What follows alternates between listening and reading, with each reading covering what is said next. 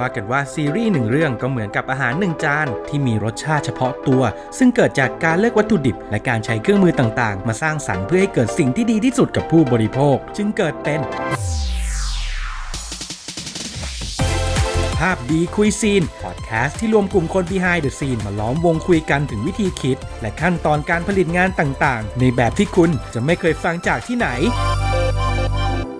ภาพดีคุยซีนอันนี้เหมือนเป็น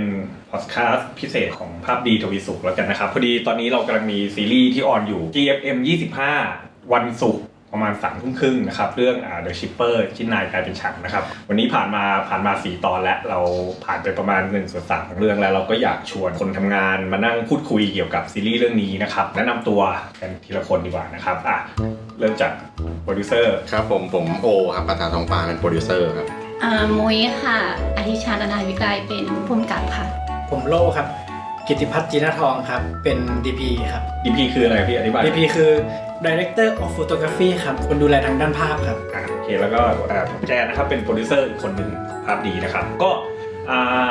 เริ่มที่จุดเริ่มต้นของโปรเจกต์ Shipper ก่อนดีกว่าจู่ๆวันนึงก็แบบว่าลองเอาแบบนิยายวายมาลองอ่านดูอะไรเงี้ยมันจุดเริ่มต้นของผมคือกูเชอรี่นี่อยู่ในไหนนะเป็นจอยระดา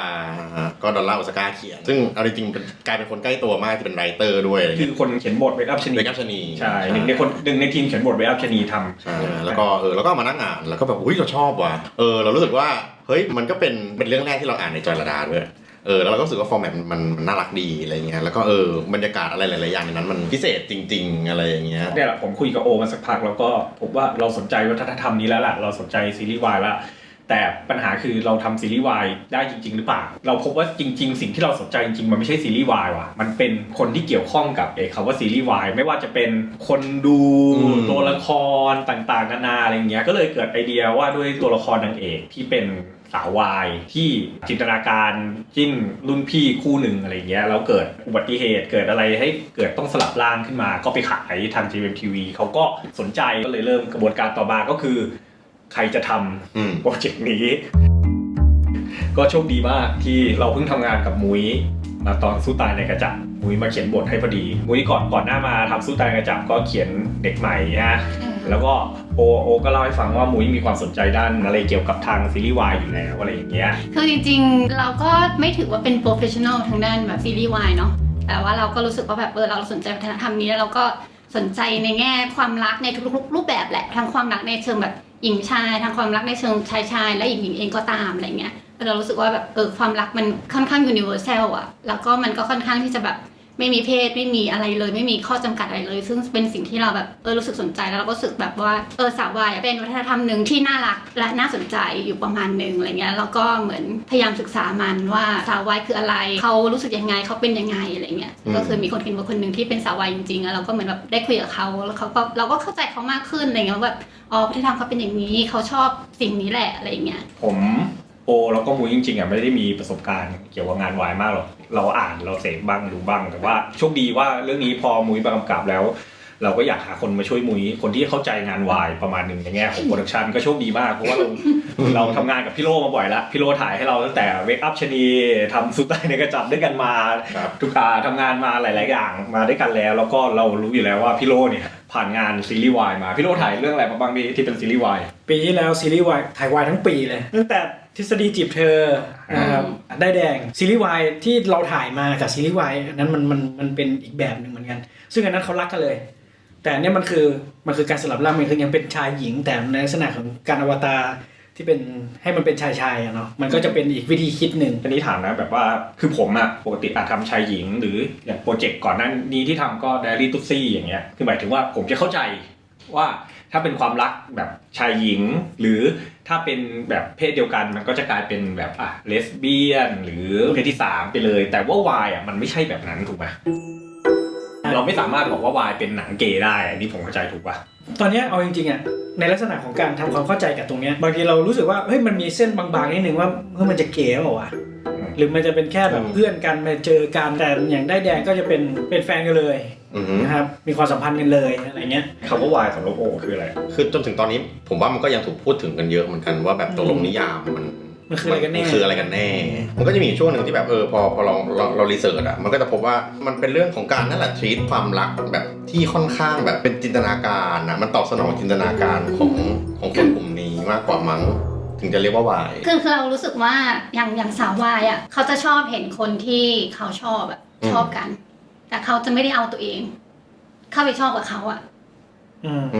เนี่ยหรอปะเขาจะแบบแบ่งแยกตัวเองมาเป็นอีกส่วนหนึ่งอะไรเงี้ยเป็นการเอาใจช่วยมากกว่า ใช่เป็นการเอาใจช่วยมันเป็นความรักที่น่ารักนะเหมือนไม่ได้อยากครอบครองอ่ะแต่อยากรู้สึกว่าอยากให้เขารักกันอยากให้เขา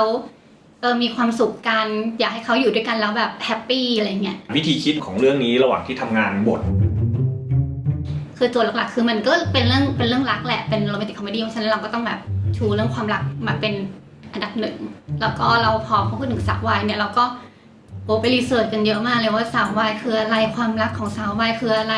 คุยกับน้องในทีมบทเองก็ตามหรือนั่งอ่านนั่งหาซึ่งมันมีหลายเฉดมากสาววายมีหลายเฉดมากแล้วก็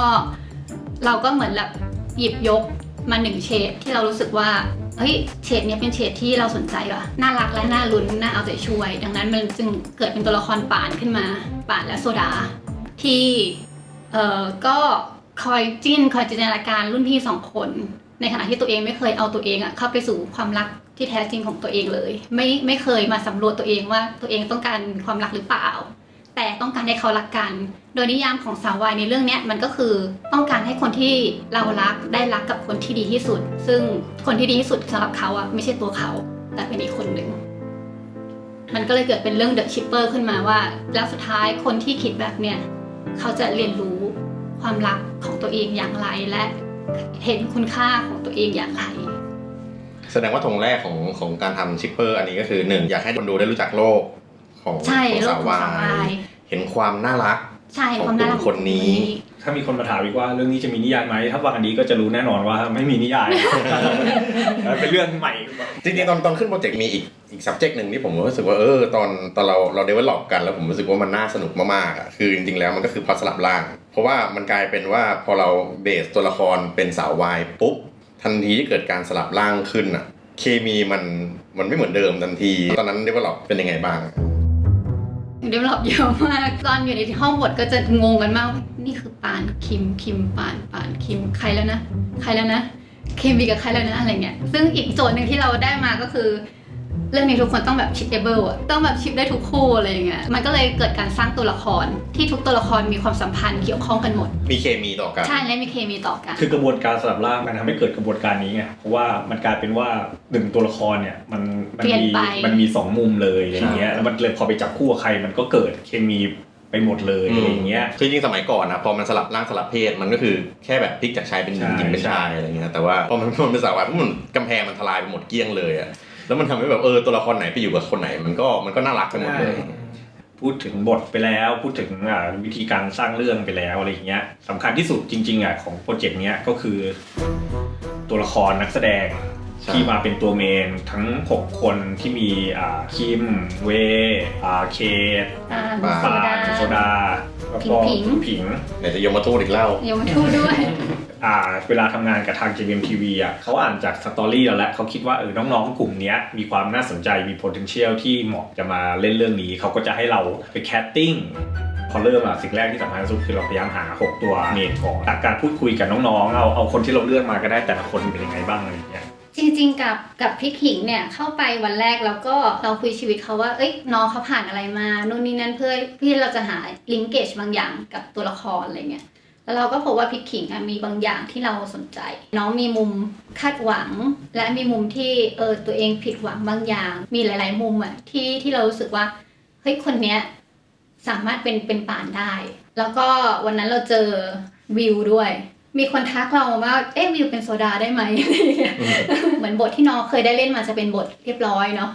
แล้วก็ไม่ได้ใช่เป็นนางเอกอะไรเงี้ยแล้วเรารู้สึกว่าแต่ถ้าน้องได้พลิกบทบาทเราว่าน้องจะโดดเด่นมากอะไรเงี้ยเราก็เลยรู้สึกว่าวิวเหมาะกับบทผิงๆมากด้วยความสวยด้วยความเฉียบและดูแพงของน้องอะไรเงี้ยเรารู้สึกว่าแบบน้องเหมาะกับบทผิงๆมากๆอะไรเงี้ยเราก็แบบวันนั้นเราก็ฟันเลยมั้งว่าแบบเราจะเอาวิวเป็นผิงๆเหมือนวันแรกๆเรายังไม่เจอโซดาเลยอะไรเงี้ยแล้วก็มาเจอวันหลังสุดที่แบบ หาโซดาไม่เจอแล้วอะไรเงี้ยแล้วเขาก็พาพี่พลอยมาว่าคนเนี้ยได้ไหมอะไรเงี้ยพอเห็นหน้าพี่พลอยเรากับพี่แจนก็มองหน้ากันแล้วก็ได้คนเนี้ยได้คนนี้คือโซดาอะไรเงี้ยคือโชคดีมากที่เจอพี่พลอยโดยที่ไม่ได้ดูยังไม่ได้ดูแบ็คลิสต์เพราะแบ็คลิสต์บทน้องเขาอะเป็นบทร้ายคือบทผิงที่ในมุมของพี่ขิงอ่ะไอ้สิ่งสำคัญคือความแบบน่ารักเวลากรีดผู้ชายกรีดพี่ๆอะไรอย่างงี้ด้วยหรือเปล่าใช่ความเป็นติ่งคือน้องเขามีความเป็นติ่งอยู่เวลาแบบคุยเรื่องดาราคุยเรื่องอะไรเขาน้องก็จะมีความเป็นติ่งแล้วเราก็รู้สึกว่าเนี่ยความเป็นติ่งอันนี้แหละที่สำคัญสำหรับตัวละครนี้คือพี่ขิงเป็นคนที่เห็นแล้วอะสำหรับผมอะบอกกับบทป่านเพราะว่าจริงๆเนี่ยต้องบอกว่าบทป่านมันเป็นตัวละครที่สำหรับผมอะต้องไม่ใช่คนที่เราเห็นแวบแรกรู้สึกว่าโหคนนี้สวยอะไรอย่างเงี้ยมันต้องเป็นคนที่มีเสน่ห์แบบนึงอะเป็นคนที่น่ามองมันมีความเหมาะกับเรื่องนี้มันทำให้เราเชื่อได้ทันทีว่าน้องเขาเป็นอย่างนี้ได้คือผมรู้สึกว่าถ้าบางคนเขาจะคมไปเลยอย่างเงี้ยนึกออกป่ะไอ้ความคมบางอย่างอะมันจะทำให้เรารู้สึกไม่ค่อยเชื่อกับตัวละครได้อะไรเงี้ยหรือเอาจริงไม่งั้นก็ต้องปรับลุคเยอะแต่เรารู้สึกว่าพี่ขิงอย่างเงี้ยพอเห็นปุ๊บเรารู้สึกว่าไม่เหนื่อยกับการปรับลุคอะไรเงี้ยมันจะผิดกับพี่พลอยนะเพราะถ้าดูพี่พลอย2เรื่องต่างกันเลยนะลุคมันต้องเปลี่ยนเลยพี่พลอยก็ตัวละครก็คือนิสัยของมันเลยนะแต่พี่พลอยนี่เป็นโจทย์ยากเหมือนกันที่เราต้องดรอปความสวยเขาน้องเขาเป็นคนสวยมากๆแล้วเราต้องแบบดรอปความสวยเขาลงมาด้วยแว่นด้วยทรงผมด้วยอะไรต่างถ้าดูตั้งแต่เดโมอ่ะทรงผมก็ไม่เหมือนเดิมเป็นคนที่ถูกทดลองว่าโอเคทรงแบบนี้จะถามอดีตแล้วจากไอ้ทรงตอนเดโมจะเป็นทรงบัดบนหัวอย่างเดียวใช่แล้วพอมาเป็นทรงแบบผูกขัดสองข้างอย่างเงี้ยพัฒนายังไงหรือว่าข้างเดียวเรารู้สึกไม่พอยังสวยอยู่อย่างเงี้ยมันไม่ใช่ว่าแบบว่ายังสวยอยู่แต่ว่าตอนที่เราเอาน้องเขามาจับคู่แมทช์กับเคมีกับเฟิร์สแล้วอะเรารู้สึกว่าผมทรงแปลกดูกับเฟิร์สเรารู้สึกว่าเคมีออกมากกว่าผมทรงบันพอผมทรงบันแล้วรู้สึกว่ายังไปไม่สุดอะมันเหมือนตัวละครนี้ยังไปไม่สุดอะไรเงี้ยแต่ว่าพอน้องเขาทำแกะ2 ข้างรู้สึกว่ามันไปสุดของมันว่ะมันมีทางของมันอะไรเงี้ยไม่แกะผู้หญิงไปละมาเล่าแกะผู้ชายดีกว่าแกะผู้ชายก็ยากเพราะว่าเอาจริงอะคนที่สำคัญที่สุดก็คือบทคิมใช่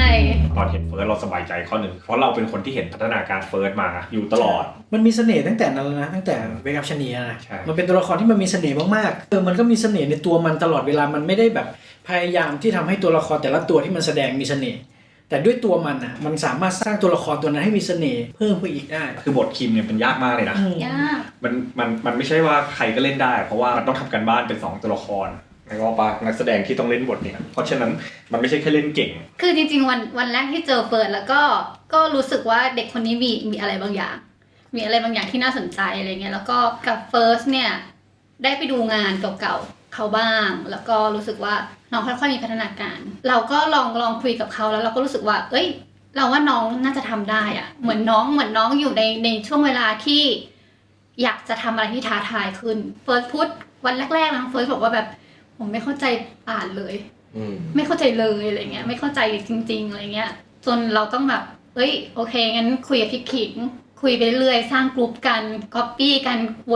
นไปอย่างเงี้ยเฟิร์สทุ่มเทมากเฟิร์สทำทุกวันเขาก็จะมีแบบการส่งคลิปวิดีโอวันนี้ไปทำอะไรมาเล่าเรื่องส่วนตัวประมาณ1 นาทีพอเฟิร์สส่งมาปุ๊บพี่ขิงต้องดูเฟิร์สว่าเฟิร์สเล่นยังไงเสร็จปุ๊บพี่ขิงต้องพูดสิ่งที่เฟิร์สพูดสิ่งที่เฟิร์สทำในวันนั้นในเวอร์ชันพี่ขิงเราส่งกลับมาก็คือต้องมิลเลอร์กันต้องมิลเลอร์กันในขณะเดียวกันพี่ขิงก็ต้องทำตัวเองแล้วส่งมาแล้วเฟิร์สก็ต้องก๊อปปี้พี่ขิงกลับไปจนกว่าเราจะหาตรงกลางได้ว่าตรงกลางที่เหมือนกันคืออะไรซึ่งมันใช้เวลาในการมิลเลอร์อยู่ประมาณหลายวันเหมือนกันกว่าจะหาตรงกลางเจอว่าคืออะไรซึ่งจริงๆห้ามส่งเป็นแชทด้วยกูไม่ต้องส่งเป็นวิดีโอตลอดได้พูดคุยกับน้องตอนไหมว่าเข้าใจสาววายไหมอะไรเงี้ยน้องไม่ได้เข้าใจสาววายเลยตอนแรกไม่ได้เข้าใจเลยอะไรเงี้ยแต่ว่าค่อยๆอินพุตไปว่าเนี่ย mindset เราเป็นอย่างนี้นะเราเป็นอย่างนี้นะอะไรซึ่งเฟิร์สมันก็เป็นคนที่เรียนรู้เร็วอ่ะมันมีของมันนะพยายามที่จะเข้าใจแล้วก็พยายามเข้าใจในมุมติ่งว่าติ่งเป็นอย่างนี้ว่ะอะไรเงี้ยซึ่งพี่ขิงก็เป็นคนที่ช่วยมันได้มากในเรื่องนี้อะไรเงี้ยพี่ขิงก็จะแบบคอยแชร์เนี่ยหนูเป็นอย่างนี้นะคะพี่หนูอย่างนั้นอย่างนี้อะไรเฟิร์สมันจะค่อยๆซึมเข้าไปจนเราหาตรงกลางระหว่าง2คนนี้ได้ซึ่งตรงกลางระหว่าง2คนนี้แหละคือปานการแสดงเนี่ยมันมีเลเวลของมันเยอะมากสมมุติว่าเลเวลด้านที่1คือคิมเป็นคิม 100% นะเลเวลด้านที่2คือเป็นป่าน 100% จริงๆอ่ะแค่มี2เลเวลเนี้ยตัวละครมันก็ยากมากแล้วนะสำหรับผมอ่ะแต่มันดันมีเลเวลอื่นๆที่เป็นชั้นมันอยู่อย่างเช่นเป็นป่านที่พยายามเป็นคิม แล้วยังไม่เนียนใช่ป่ะเป็นป่านที่เป็นครีมแล้วเนียนแต่ต่อให้เป็นยังไงเกณฑ์ครีมที่เนียนยังไงก็ต้องต่างจากครีมจริงๆอีกนึกออกว่าคือผมว่าโหเลเยอร์มันเยอะมากเลยอ่ะคือบางช่วงมันต้องเล่นเป็นครีมบางทีมันต้องแบบเล่นเป็นครีมอยู่อาจจะต้องหลุดเป็นป่านอีกอะไรเงี้ยโอ้โหผมรู้สึกว่าถ้านักแสดงไม่ตั้งใจไม่มีสมาธิไม่คอนเซนเทรตกับบทนี้พอตายเลยนะเพราะว่าเขาต้องอยู่กับบทแบบเป็นตัวนำทั้งเรื่องอะไรอย่างเงี้ยแล้วนี่แชร์ข้อมูลว่าแบบกองถ่ายซีรีส์ปกติแล้วมันก็ไม่ได้ถ่ายตั้งแต่1ไป10อยู่แล้วอ่ะมันถ่ายสลับกันตลอดเวลาเพราะนั้นเฟิร์สต้องสติดีมากๆในทุกวันที่ออกกองด้วยอะไรเงี้ยวันนี้ต้องเล่นเบอร์นี้อ่ะวันนี้ต้องย้อนกลับเบอร์นั้นอะไรเงี้ยตลอดเวลาบทต่อมาเอาเคทก่อนดีกว่าโอมเป็นคนที่มีประสบการณ์การแสดงมาแล้วจริงๆเป็นคนที่เราห่วงน้อยแต่ก็ไม่ใช่ว่าไม่ห่วงเลยซึ่งเคทเป็นตัวละครที่อบอุ่นและเป็นตัวละคร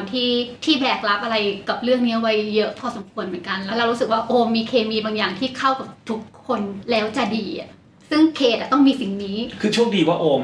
สำหรับเราคือเขาเป็นนักแสดงที่อายุน้อยแต่ว่ามีประสบการณ์การผ่านหนังใหญ่เป็นตัวเอกหนังใหญ่มาแล้วได้เจอการเคี่ยวเข็นมาเยอะมากเราว่าการที่เขาผ่านทั้งงานวายและงานปกติมาทำให้เขาสามารถมีเคมีหลายๆแบบได้อะไรเงี้ยประสบการณ์เขาค่อนข้างโอเคซึ่งสิ่งนี้เป็นสิ่งที่ดีมากในตัวโอมนะน้องมีแพชชั่นด้านการแสดงสูงมากๆแล้วก็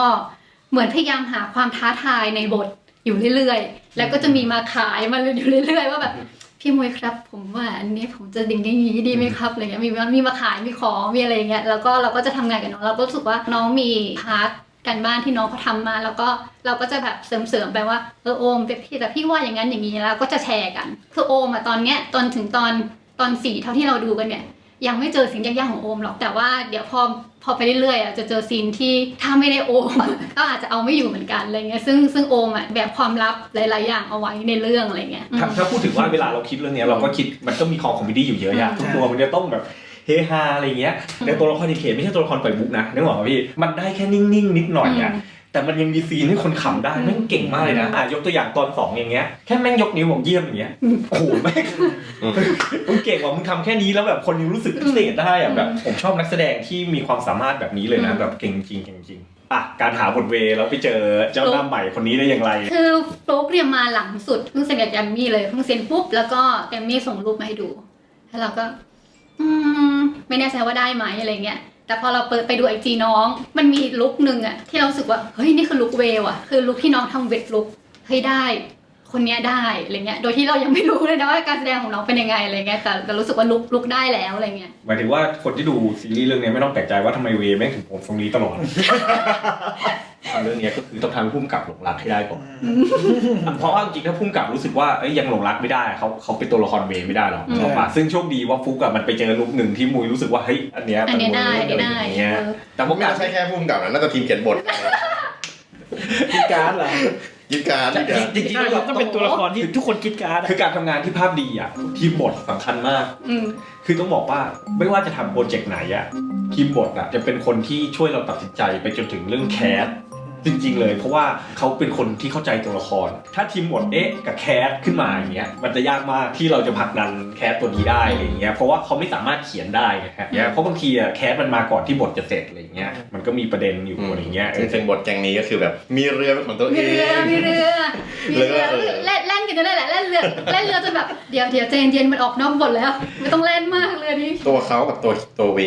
เหมือนกันเยอะมากน้อยแค่ไหนตอนแรกเราคิดว่าจะเหมือนกันตอนแรกเลยนะเราแบบคุยครั้งแรกเราก็คิดว่าคงคล้ายๆกันแหละอะไรอย่างเงี้ยแต่พอเริ่มคุยลึกๆไปเพราะว่าไม่เหมือนเลยไม่เหมือนเวเลยอะไรเงี้ยแต่ว่าน้องมีความแบบว่าอยากทำงานนี้แล้วก็อยากพัฒนาตัวเองแล้วเราก็รู้สึกว่าน้องดูแพชชั่นแรงแล้วก็น่าจะพัฒนาไปได้แหละซึ่งจริงๆตัวเวค่อนเป็นตัวคีย์หลักสำคัญของเรื่องนี้พอสมควรอะไรเงี้ยเป็นตัวที่แบบทุกคนต้องกรี๊ดแหละเพราะฉะนั้นแบบมันเป็นศูนย์กลางของเรื่องเราจะปล่อยกับบทนี้ไม่ได้เราก็จะต้องทำงานกับฟลุ๊กอย่างหนักหน่วงพอสมควรเลยแบบฟลุ๊กนี้ก็คือแบบหนักพอๆกับเฟิร์สแหละเราว่าเพราะว่าด้วยความใหม่ถูกปะล่ะการไม่มีประสบการณ์อะไรอย่างเงี้ยคือการดึงเสน่ห์ของคนนึงออกมาในจอทีวีในงานภาพสำหรับผมมันใช้เวลามากเลยนะเราอาจจะเห็นบางคนที่แบบดูดีมากเลยแต่อยู่ในทีวีเราไม่มีเสน่ห์เลยเพราะผมรู้สึกว่าการบริหารเสน่ห์ในทีวีกับการเห็นตัวจริงๆมันมีความแตกต่างกันเลยแต่ว่าสำหรับผม สิ่งที่ฟลุกทำออกมาในฐานะมือใหม่ดีมากเลยนะถ้าเทียบกันนะเทียบไก่เฟิร์สเรื่องแรกไก่ฟลุกเรื่องแรก ตัวก็คือโดนย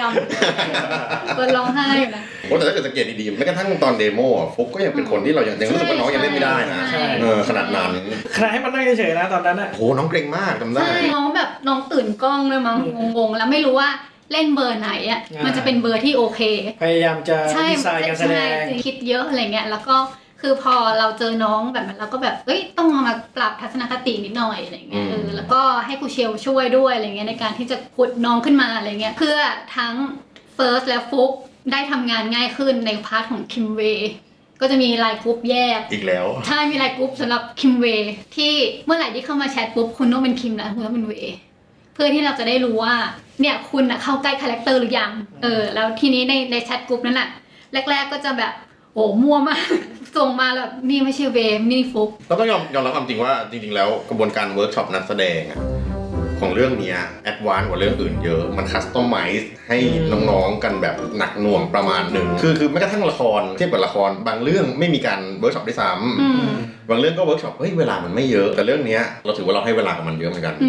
ก็ทุ่มเทให้กับการแสดงของน้องๆ ใช่ เหมือนกัน แล้วผลลัพธ์ก็ดี อืม เป็นงานที่ผมรู้สึกว่าจากวันแรกจนถึงวันแบบวันเนี้ยเห็นน้องเลเวลอัพอย่างชัดเจนแทบจะอันดับต้นๆแหละ มันจะหนักที่การบาลานซ์ตัวละครที่แต่ละซีนไม่ให้มันโดดกับกันอะไรเงี้ยเพื่อให้มันประคองไปได้ทั้งเรื่อง ใช่ซึ่งจริงๆแล้วในการเวิร์กช็อปกับเด็กกลุ่มเนี้ยสิ่งที่สำคัญที่สุดที่เรามาจะพูดกับเด็กๆเสมอคือแบบเราต้องทำงานเป็นทีมให้ได้ เพราะว่าทีมคือสิ่งที่สำคัญที่สุดในการที่จะพาเรื่องเนี้ยไปให้ได้ นักแสดงแต่ละคนมีพื้นฐานที่ไม่เหมือนกัน แต่นักแสดงทุกคนต้องช่วยกันให้ซีนนั้นน่ะไปรอด คือก็ต้องรู้ว่าใครมีพื้นฐานมากกว่าก็ต้องช่วย ใครที่รู้ว่าตัวเองแบบพื้นฐานน้อยอะไรเงี้ยก็ต้องเปิดรับที่จะพัฒนาตัวเองขึ้นไป แล้วก็แตะจุดนั้นให้ได้อะไรเงี้ยซึ่งเด็กๆก็ทำได้ดีก็ช่วยกันตลอดเวลาแบบว่ามีซีนไหนที่ยากๆก็จะแบบมานั่งช่วยกันนุ่นช่วยกันนี่อะไรเงี้ยแล้วก็บางทีซีนยากๆมากๆเราบางทีเราก็จะเห็นนะว่าแบบก่อนเข้าซีนอ่ะก็จะไปเห็นพี่พลอยกับพี่ขิงนั่งจับมือกันเหมือนแบบส่งพลังให้กัน อะไรอย่างเงี้ยก่อนที่จะเข้าซีนอะไรเงี้ย จริงๆคือกลัวมุ้ยดุ มันนั่งเก่งๆอยู่ว่ามึงเอาให้ได้นะจะได้ไม่โดน มันไม่น่ากลัวมุ้ยดุมุ้ยน่าจะเป็นผู้กำกับที่แบบซอฟที่สุดเลย ยากใช่ไหมแต่จริงๆอยากพูดอีก2ตัวละครก็คือบทยมทูตและบทคุณครูอังคณายมทูตก่อนตอนแรกมันไม่ได้มีกำหนดนะมันควรจะเป็นผู้ชายมันควรจะเป็นผู้หญิงหรือมันควรจะเป็นเพศไหนที่เราได้บอกอะเราไม่ได้กำหนดไว้ตอนแรกไงเราแค่พูดว่ายมทูตมันยังไม่มีวิธีคิดเลยว่าจะเป็นใครอะไรเงี้ยแต่ว่าอยู่ดีวันนึงมุ้ยก็บอกว่าอยากได้เจนนี่ตอนนั้นคิดยังไงถึงอยากได้เจนนี่ตอนแรกเราก็แบบว่านึกไม่ออกอย่างนึกตัวละครตัวนี้ไม่ออกว่าจะเป็นใครเพราะว่าเนื่องจากมันแบบโอเพนมากอะไรเงี้ยแล้วก็ทีมบทก็ลิสต์กันมายาวนานมากเลยว่าใครหน้าอะไรอย่างเงี้ยจนกระทั่งโอแหละที่มาจุดประกายว่าเจนนี่ไหมล่ะดึง เขาผิดพูดเองใช่ พูดว่าเจนนี่ขึ้นมาแล้วก็เจนนี่เขาน่าจะเหมาะนะแล้วก็ดูทำให้บาลานซ์เรื่องเนี้ยมันไม่ผู้ชายจ๋าไม่ผู้หญิงจ๋ามันมีความตรงกลางบางอย่างที่เรารู้สึกว่าสนุกแล้วก็มีความขวัญใจเด็กๆด้วยหรืออะไรประมาณนึงอะไรเงี้ยแล้วเราก็รู้สึกว่าเจนนี่ดีแต่ว่ากว่าเราจะได้ลุคของเจนนี่ก็ยาวนานเหมือนกันลุคของเจนนี่ยาวนานมากแต่มันสำคัญมากเลยพี่คือจริงๆมันเป็นตัวละครสร้างเรื่องแล้วมันต้องเป็นคนที่สามารถพูดเรื่องความผิดพลาดของตัวเองตาใสๆแล้วคนดูก็แบบให้อภัยต้องยอมให้อภัยอะไรเงี้ยคือการเป็นเจนนี่ก็ดีนะเพราะว่าสิ่งที่เจนนี่เป็นเวลาเขาพูดแบบว่าโทษทีกูทำผิดเองอะไรเงี้ยแล้วเรารู้สึกว่าช่างมึงว่าโอเคนะทำออกมาแล้วเราแฮปปี้มากเลยนะลุกเลิกอะไรอย่างงี้ก็ดีอะไรเงี้ยทำไมหาลุกยากนี่คือยังไงโอ้ตอนแรกนึกไม่ออกเลยว่ายมทูตควรจะมายังไงให้แบบให้ปังคือดีเทลเรื่องชุดก็เห็นว่าทำหลายอันมากใช่แม้กระทั่งวิธีเขียนตาวิธีเมคอัพวิธีเลือกลิปสติกอะไรเงี้ยก็มีหลายเวอร์ชันใช่มีหลายเวอร์ชันแม้แต่เครื่องหัวก็มีหลายเวอร์ชันเอาจริงถ้าทำผิดนิดเดียวมันจะน่ากลัวเกินไปเลยนะคือหมายถึงว่าถ้าชุดผิดมันจะไม่ตลกมันจะน่ากลัวเกินไปซึ่งเจนนี่ถ้าน่ากลัวเกินไปมันจะไม่ดีอะไรเงี้ย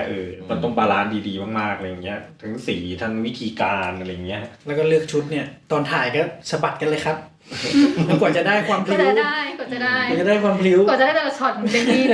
ไม่เวลากำหนดอะไรอย่างเงี้ยแบบสงสารคนถ่ายไงแบบว่าตัวละครมาต้องมีลมอย่างเงี้ย อัดพัดลมกันไป ไม่เราถามโอเลยไงว่าแบบเฮ้ยลมยากกว่า โอ้บอกว่าได้เองครับ โอบอกว่าเฮ้ยได้ไม่ยากหรอก มันง่ายแหละมันไม่ได้มีอะไรไอ้แค่ปรับลมอ่ะแต่ปัญหาคือมันสวยพอหรือยัง ใช่ สองคืออัดเสียงได้เหรอ ใช่ มันวุ่นวายไปหมดเลยนะเอาจริงๆไอ้คำว่าลมเนี่ยมันเหมือนง่าย แต่คอนโทรลยังไงให้ภาพฟิวมันจะต้องมีระบบยึดนั่นนี่ยังไง ดูเหมือนง่าย อ่ะก็ยังดีกว่าบินลงมาเลยนะ แต่ว่าสุดท้ายยามาตุก็เป็นตัวละครที่เขียนสนุกที่สุด ใช่สนุกมากตอนนี้เขียนสนุกมาก ถ่ายสนุกจัดไฟอะไรพี่ โอ้โหใช้เวลาในการถ่ายซีนเจนนี่หลายรอบเหมือนเพราะว่ามันเป็นตัวละครที่คนดูคนอื่นไม่เห็น ใช่ แต่ว่าเฟิร์สเป็นคนเดียวที่เห็นดังนั้นไม่ต้องถ่ายเบิ้ล แต่มันก็เป็นตัวละครที่ออกมาแล้วก็มีเสน่ห์นะดูคนมุ่งหวังว่ามึงออกมาอีกแล้วต้องมีอะไร คืออันเนี้ยเอาจริงๆนะมันก็ชั่นเหมือนกันบทควงคณาเนี่ยเพราะว่าเรารู้ว่าเขามีความลับยิ่งใหญ่ที่จะโผล่มาในตอน 3-4 ถูกไหมไอ้3-4เนี่ยมันคือเราต้องเก็บเขาไว้ต้องให้ไม่ให้คนสงสัยเลยว่าตัวละครตัวเนี้ยเดี๋ยวมันจะมีเฟิร์สสตอรี่ซูเปอร์เซอร์ไพรส์อยู่คราวนี้ใครล่ะที่จะโผล่มาตอนหนึ่ง ต้องดูน่ากลัว ดูตอนหนึ่งแล้วเราจะไม่สงสัยว่าเขาจะมีเซอร์ไพรส์ขนาดนั้นนั่นหมายถึงว่าแน่นอนเขาคงมีสตอรี่อยู่อะไรอย่างเงี้ยแต่ว่ามันต้องไม่ใช่สตอรี่แบบที่โผล่มาในตอน3ตอน4ถูกปะล่ะโอ้นานมากเลยนะดาด้านี่มาแบบ โค้งสุดท้ายของจริงมั้ง ใช่คือควงคณาเนี่ยถ่ายไปแล้วด้วยนะเปิดกล้องมาแล้วยังไม่ได้ควงคณาเลยนะคือมาแทบจะมาในวันถ่ายวันแรกเลยมันเคาะกันเกือบสุดปลายทางแล้วเพราะสมมติว่าบางทีพูดชื่อมาอย่างเงี้ยแล้วเราก็จะแบบว่าใครเห็นคนนี้ปุ๊บแบบคนสงสัยเลยนะเดี๋ยวต้องมีอะไรเกี่ยวกับคนเนี้ยเพราะว่าถ้าเบอร์เนี้ยไม่มีทางที่จะมานิ่งๆถูกปะล่ะมันเหมือนต้องหาสุดๆเหมือนกันอะไรเงี้ย แต่เป็นชื่อที่สุดท้ายพอพูดออกมาแล้วแบบทุกคนดีใจที่คิดออก เพราะว่าจริงๆสุดท้ายเขาสามารถอยู่ใน3ตอนแรกโดยที่เรารู้สึกว่าเขาเป็นครูดูที่น่าจะเป็นสีสันนึงแต่ว่าจะไม่รู้เลยว่ามีเซอร์ไพรส์เบอร์นี้อยู่อะไรอย่างเงี้ยแล้วตอนคุยกับดาด้าเป็นไงบอกว่าเขาต้องทำอะไรแบบเนี้ยโอ้ยพี่ดาด้าแฮปปี้พี่ดาด้าแบบอยากเล่นมากเลยเอาแบบไหนเอาเบอร์ไหนคะอะไรอย่างเงี้ยสนุกเขาเป็นคนหนึ่ง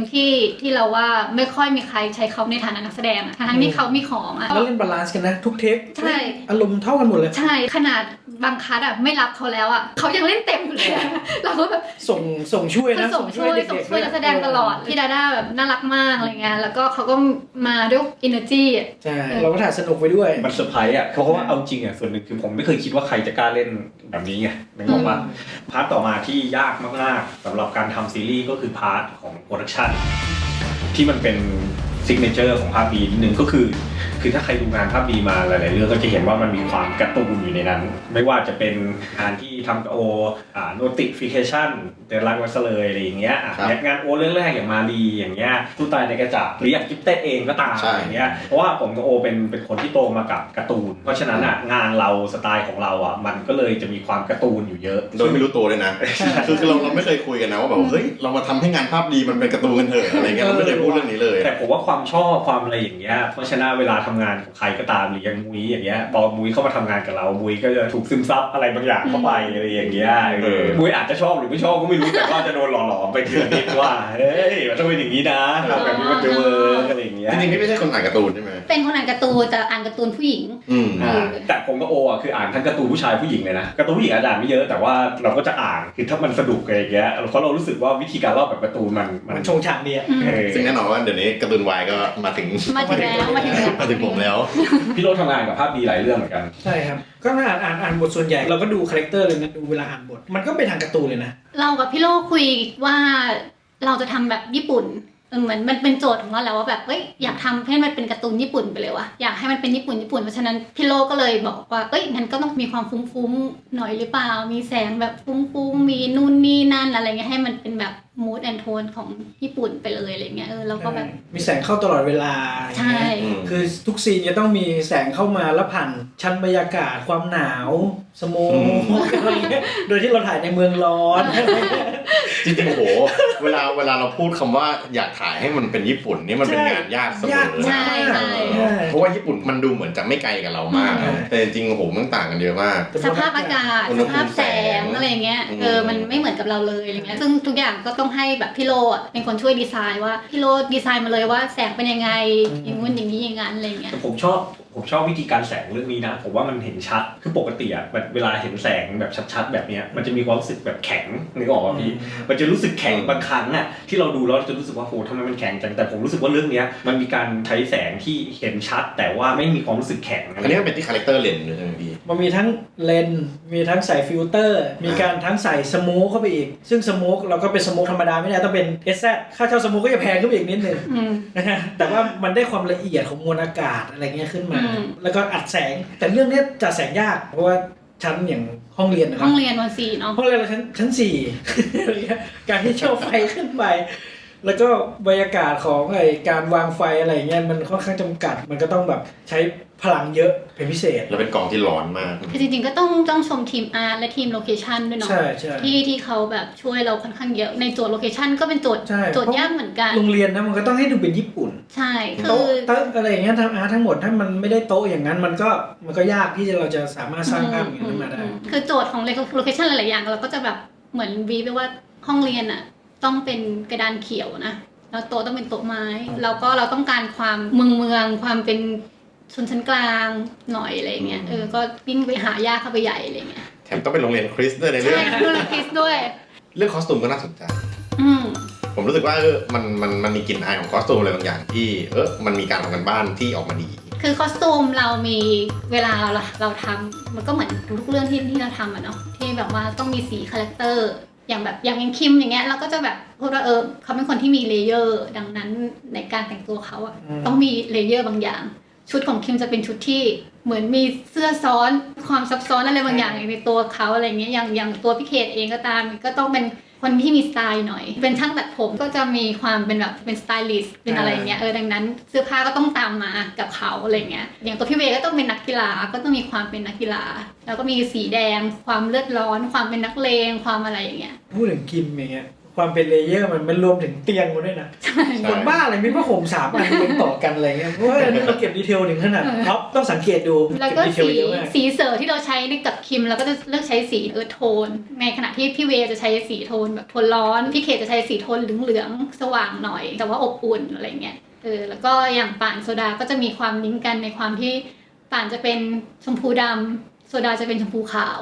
อะไรเงี้ยตัวผิงเองเราก็จะแบบว่าขอเป็นสีขาวดำเป็นหลักขาวดำทองนี่คือผิงที่ป่านเป็นชมพูดำโซดาเป็นชมพูขาวเพราะจริงๆป่านมีปมใช่มีปมมีความลึกลับเป็นความอะไรบางอย่างซ่อนอยู่อะไรเงี้ยคือชีวิตเขาไม่ได้สวยงามจะ100%แต่เขาพยายามที่จะทำตัวเองให้แบบสวยงามทำให้โลกสดใสอะไรเงี้ยขณะที่โซดาเขาเป็นแบบบ้านที่รวยพ่อแม่นู่นนี่เขาสว่างสดใสมาโดยตลอดอะไรอย่างเงี้ยแม้แต่กระเป๋ายังเป็นสียังเป็นลุ้งถามว่าใส่มาทำไมไม่มีอะไรเลย ผมชอบเฟรมภาพที่มีคนพูดว่าโหเฟรมเรื่องนี้มันดูการ์ตูนมากเลยส่วนใหญ่เราใช้เป็นกว้างนะกว้างแล้วเข้าใกล้เพื่อให้มันเห็นบริบทอะไรกว้างๆอะไรอย่างเงี้ยก็เราก็คุยกับพี่โลแหละว่าวิธีการตบมุกของเรื่องนี้ทุกครั้งอ่ะจะเป็นการตบกว้างดังนั้นเฟรมกว้างเป็นเฟรมสำคัญนี่เราจะแบบใช้ในเฉพาะการตบมุกใช้ในเฉพาะอะไรที่สำคัญอะไรอย่างเงี้ยมันเป็นตลกแบบรู้สึกเคว้งคว้างอ่ะใช่คือถ้าเกิดแบบเป็นการ์ตูนสมัยเด็กเราดูอย่างเงี้ยคือนี่คือโมเมนต์กาบินใช่เป็นกาบินไง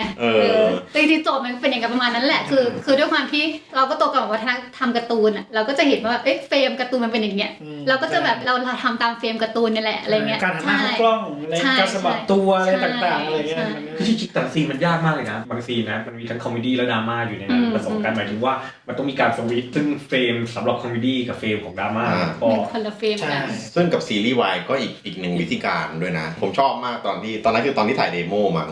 แล้วก็มันจะมีเม็ดนึงอ่ะที่เป็นซีนกำลังจะจูบกันแล้วพี่โลก็พูดขึ้นมาว่าถ้าเกิดเป็นซีรีส์วายอ่ะมันจะถ่ายเฟรมแบบนี้นะมันจะไม่ได้ถ่ายมันจะแคบแบบอะไรอย่างเงี้ยซึ่งอันนี้มันเป็นความรู้ใหม่ฟังจากพุ่มกับมาทีนึงพวกเขาเป็นกึ่งวายเหมือนกันเราก็ได้ความรู้เข้ามาเหมือนกันส่วนใหญ่เวลาเขาต้องการบาลานซ์อ่ะต้องการให้เห็นระยะยิ่งเราทิ้งเฟรมแล้วปล่อยให้เขาเข้าใกล้กันโดยที่เราไม่ต้องมาตัดอะไรเลยอะไรเงี้ยมันก็ดูลุ้นอ่ะจริงเรื่องนี้เป็นเรื่องที่ใช้เซตอัพกล้องเยอะมากๆเลยนะมากเรื่องนึงเลยเรามี2กล้องละอย่างต่ำ3เซตอัพเท่ากับว่าเราจะมี6มุมกล้องในฉากธรรมดาใช่ในฉากบางซีนอ่ะตอนที่เสลดขาเราตกใจเลยนะเสลดขาว่าคัดที่16แล้วแบบมาจากไหนวะคัดที่16แล้วเหรอ เมื่อกี้พูดถึงเรื่องอีเคที่มันเป็น ช่างตัดผม ช่างตัดผม ถึงจะบอกว่ามันมีซีนเนี้ยไอซีนที่เคส สระผม ให้พี่คิมคือจะบอกว่าซีนเนี้ยมันเป็นซีนโรแมนติกที่ผมอะคิดภาพเนี้ยมากี่ปีแล้ววะ โอ้ โอ้ หลายปีจำได้พี่ครั้งแร คือก สมัยตอนนั้นยังเขียนบทมารีอยู่เลย ครับ ผมบอกว่าเฮ้ยมันมีซีนแบบเนี้ยผมรู้สึกว่ามันโรแมนติกดีนะตัวละครแบบผู้ชายสระผมให้ แล้วก็ระหว่างสระผมมัน ได้คุยกัน ได้คุยกันอะไรอย่างเงี้ยแล้วมันรู้สึกพิเศษอะไรเงี้ยแต่ว่าตอนนั้นตัวละครในมารีมันเปลี่ยนไปแล้วไอซีนนี้ก็เลยหายไปแล้วก็จนกระทั่งมาเรื่องนี้คุยกับมุยแล้วก็แบบว่าเนี่ยหาวิธีให้หน่อยสิผมมีซีนเนี้ยที่ผมรู้สึกว่าเฮ้ยมันโรแมนติกมากเลยว่ะอะไรเงี้ย โชคดีว่า ใจกับซีน โชคดีว่ามุยแบบว่ามีตัวละครที่สามารถทำได้ ใช่ซึ่งจริงๆมันดีกับแคสด้วยนะพอพี่แจนพูดซีนนี้ขึ้นมาเราก็รู้สึกว่าเอ้ยพี่เคทอะเป็นตัวละครที่ดีที่จะเป็นช่างตัดผม และบังเอิญว่าแคสเราคือพิกขิงอะเขาเป็นคนผมฟูทีนี้มันก็เลยแบบพอดีอะกับการที่เราจะใช้แคสให้เกิดประโยชน์กับความหลังฝังใจของเขากับความสิ่งที่เขาพยายามทำเพื่อนางเอก คือมันเป็นซีนที่ว่าด้วยคือผมคิดซีนนี้มาด้วยฟีลลิ่งว่าบางทีเราไม่รู้หรอกว่าคนที่เราคิดว่าแบบห่วยๆอะจริงๆแล้วมันพิเศษนะแล้วพอไอความพิเศษที่เราได้รู้สึกจากการที่เขาสัมผัสเราแบบด้วยกันอะไรอย่างเงี้ย ผมมันเป็นงานหัตถการ แล้วมันดีมากเลยอ่ะคือตอนผมคิดอันนี้ขึ้นมาผมรู้สึกว่ามันโรแมนติกมากเลยว่ะมันเสียดายแต่ว่ามันเสียดายว่าอยู่ดีเราไปยัดซีนนี้ให้เรื่องอะไรก็ไม่ได้เลยอะไรอย่างเงี้ยจนกระทั่งแบบมาเรื่องนี้แล้วมันเหมือนแบบพอมีรูมแล้วมุ้ยสามารถทำให้มันเกิดขึ้นได้โอ้โหเป็นแบบ จิกมอน แก้ปมเป็นข้อนึงไงแต่เพียงแค่ว่าตอนนั้นสำหรับผมมันเป็นผู้ชายสาวผมผู้หญิงผมก็ไม่คิดหรอกว่าสุดท้ายแล้วผมเนี่ยออกมาแต่ว่าเป็นคนละแบบอะไรอย่างเงี้ยอยากให้เล่าถึงซีนนี้หน่อยอ่ะตอนสอบอ่ะที่ป่านกับคิมเขาต้องมาคุยกับเจนนี่ในห้องน้ำแล้ว สลับสวิตช์ สลับกันวิทกันอะไรอย่างเงี้ยยากพอสมควรเลยยากทั้งการเซตอัพอุปกรณ์ด้วยนะเพราะทุกอย่างห้องน้ำมันก็แคบการที่เราจะเอาดอลลี่เข้าไปการที่เราจะเอาแสงเข้าไปการที่เราจะอัดสโมกเข้าไปกว่าจะบาลานซ์ตัวแสดงทั้งสองคนกว่าจะหาจังหวะของตัวละครที่การทรานซิชันของตัวละครแต่ละคนซึ่งมุ้ยให้โจทย์ว่าในการเปลี่ยนของเขาสองคนเนี่ยมันต้องมีอะไรที่พิเศษในแต่ละครั้งแล้วเราก็ไม่อยากให้เทคนิคมันจะซ้ำกันมากอะไรเงี้ย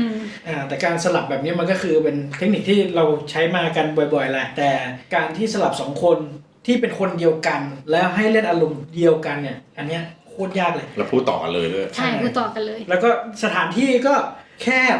ในห้องน้ำเลยอันนี้ถือว่าเป็นโปรดักชั่นที่ทำงานแข่งกับเวลาอะไรเงี้ยคือถ้านักแสดงไม่มีสมาธิเราเล่นผิดนิดเดียวอ่ะมันวุ่นวายมากใช่คือจริงๆอ่ะต้องบอกว่าเราทำในตัวพอดแคสต์เนี่ยคือเราอยากเล่าหลายเรื่องนะหมายถึงว่าปกติอ่ะเราไม่ค่อยมานั่งเล่าโปรดักชันกันหรอกเพราะว่ามันอาจจะแบบไม่ใช่เรื่องที่น่าสนใจสำหรับคนดูมากแต่ว่าจริงๆอ่ะสำหรับเราอยากพูดว่าที่กว่าจะมาเป็นซีรีส์เรื่องนึงอ่ะมันมีคนที่ร่วมหัวจมท้ายเป็น100ชีวิตที่มันมีความยากมากๆอะไรอย่างเงี้ยแบบผมรู้สึกว่าแบบมันดีที่เราได้แชร์ว่าเฮ้ยกว่าจะเห็นเป็นแบบนี้มันมีความยากยังไงนะอะไรอย่างเงี้ยถ้าสมมติว่าชอบแล้วได้ฟังได้แบบว่าโอ้โหกว่าจะมาเป็นอย่างเงี้ยมันมีที่มาที่ไปอยู่มันไม่ใช่แค่ทีมงานหรอกมันนักแสดงด้วยนักแสดงมันทุ่มเทเหมือนกันนะความน่าเสียใจเรื่องหนึ่งของเรื่องนี้จริงๆเนี่ยที่ตอนนี้ผมยังรู้สึกผิดอยู่ก็คือว่าหลังจากถ่ายเสร็จปุ๊บอะมันเป็นความโชคดีคนโชคร้ายนะคือถ่ายเสร็จแล้วมันก็ล็อกดาวน์มันก็ล็อกดาวน์พอดีเลยกลายเป็นว่าเรื่องนี้เรายังไม่เคยได้เลี้ยงปิดกล้องขอบคุณทีมงานเลยกี่เดือนแล้วเนี่ย3 เดือนโอ้ได้สัญญาว่าจะเลี้ยงไอติมก็ยังไม่ได้เพราะว่าตอนนี้มันเหมือนแบบจะลืมมันแล้วนะมันแบบยังไม่ได้เจอกันเลยอะไรอย่างเงี้ยจริงๆอ่ะแบบสำหรับเราอ่ะเดี๋ยวยังไงก็ควรจะต้องจัดสักรอบแต่ว่าก็ต้องรอคือตอนนี้จังหวะสถานการณ์มันดีๆกันเสียดายเพราะว่าจริงๆอ่ะการเล่นปิดกล้องมันเป็นงานได้ขอบคุณคนกันอีกทีนึงอะไรอย่างเงี้ยอยากให้พูดถึงนี่หน่อยดีกว่าเพลงประกอบเรื่องนี้ครับก็จริงๆเรื่องนี้มันมีเพลงประกอบ2เพลงแต่ว่าเพลงแรกที่ปล่อยไปแล้วก็คือเพลงแค่ไกลๆนะฮะก็ได้นักร้องคือนอนลองฟองแล้วก็พี่ๆลองฟองเข้ามาอยู่ใน MV ด้วยมันเริ่มมาจากพี่มุ้ยแหละใช่ไหมคือปกติเวลาทำงานกับทีม MTV นะฮะก็จะคุยกันเรื่องเพลงประกอบว่าเฮ้ยเรฟเฟอเรนซ์เราประมาณนี้เราอยากให้มูดโทนมาประมาณนี้บางทีเขาก็จะถามกลับมาว่าศิลปินที่เราอยากใช้เป็นใครคนไหนคือคนที่แบบน่าจะตรงกับซีรีส์เรื่องนี้มากที่สุดอะไรเงี้ย ซึ่งเราฟองเป็นวงที่เราพูดกันชื่อแรกๆเลยเนาะ ใช่ใช่ ท้ายก็จบที่เราฟองจริงๆส่วนตัวผมเองอ่ะผมชอบอยู่แล้ว ด้วยมูดของเพลง ด้วยกลิ่นอายสไตล์อะไรเงี้ยเสียงร้องอะไรเงี้ยมันตอบโจทย์อ่ะที่แน่ๆเลยคือประโยคแรกที่พูดออกมาคือยังไงซะเพลงเนี้ยต้องผู้หญิงร้องก่อน ใช่ไหมแล้วก็ต้องมีกลิ่นญี่ปุ่นอยากรู้เรื่องเนื้อเพลงก่อนตัวเนื้อเพลงเนี่ยคือเราก็บีฟกับพี่เอไปว่าเราอยากได้ความรักในฐานะที่ความรักตัวแทนของชิปเปอร์เนาะที่แบบว่ารักคนที่อยู่ห่างๆเป็นความรักที่เราอยากให้เขาคนอื่นเขารักกันคนอื่นเขามีความสุขหรืออะไรอย่างเงี้ยมันก็จะออกมาในโทนที่ว่าเฮ้ยเราอยากให้คนที่เรารักมีความสุขและเราจะเป็นคนที่คอยเทคแคร์อยู่ห่างๆคอยอยู่เบื้องหลังคอยแคร์อยู่ไกลๆโดยที่เขาไม่ต้องเห็นเราก็ได้หรือว่าเขาไม่ต้องสนใจเราก็ได้แต่ว่าความรักของเราอยากให้เขาสัมผัสได้เราก็พูดว่าเราอยากได้แบบโทนญี่ปุ่นนะดังนั้นมันต้องมีเมตาฟอร์ที่มันเป็นญี่ปุ่นอย่างเช่นแสงแดดท้องฟ้าวันพรุ่งนี้ความสดใสดอกไม้สายลุ้งอะไรอย่างเงี้ยมันจะมีความเป็นเด็กอยู่ด้วยนะใช่มันมีความบริสุทธิ์คือไอ้ความชิปเนี่ยสำหรับพี่เอที่มันดูห่างไกลเหมือนกันนะใช่คือตอนแรกส่งบีไปแล้วพี่เอก็ถามกลับมาว่านี่คือแบบเพื่อนแอบรักเพื่อนหรือเปล่าแล้วก็ไม่ใช่ค่ะมันไกลกว่านั้นอะไรอย่างเงี้ยพี่เอก็อ๋อโอเคแล้วเมโลดี้สวยพอเมโลดี้สวยมันทำวาริเอชันง่ายใช่มันทำให้พอเวลาเราโยนเข้าซีรีส์มันก็เลยดีหมดอะไรเงี้ยไม่รู้คนได้ดู4ตอนแรกแล้วจะสังเกตหรือเปล่าอะไรเงี้ยแต่ว่ามันจะมีเพลงแบบเพลงที่เป็นเวอร์ชันช้าที่เก็บเมโลดี้อันนี้ไว้เพื่อเป็นธีมของเรื่องอะไรเงี้ยเพลงเวอร์ชันคอมเมดี้กว่าเดิม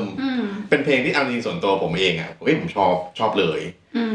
รู้สึกว่ามันเข้ากับเรื่องนี้จังเลยอะไรเงี้ยอีกอย่างก็คือไม่น่าเชื่อนะว่าเฟิร์สคุณออนร้องฟองที่ร้องเพลงประกอบให้จริงๆแล้วนอกจากอาชีพศิลปินแกเป็นเจ้าของกิจการ KA ที่เป็นคนที่อนุญาตให้เราเอาเฟิร์สมาเล่นโลกกลมมากวนกันไปหมดเดียวจบที่2คนมาเต้นด้วยกันก็ต้องกระแดกวันถ่าย MV จริงๆเป็นวันที่สนุกนะเป็น MV ที่ผมชอบมากครับ MV อย่างนี้ครับผมเป็น MV ที่ตั้งแต่ชีวิตนี้ถ่ายมาเป็น MV ที่ถ่ายง่ายถ้าเกิดใครกลับไปดู MV นะมันอยู่ในห้องที่มันมีซุ้มประตูโค้งใช่ไหมถ้าเกิดเดินทะลุซุ้มประตูแล้วเลี้ยวขวาไปนิดนึงจะได้พี่โดนเราใช้พุทธานุสติในการวางเฟรมในการดูซีนต่างๆดูอารมณ์ของนักแสดงคือเป็น MV ที่ขออย่างเดียวอย่าเดินเตะกล้องแ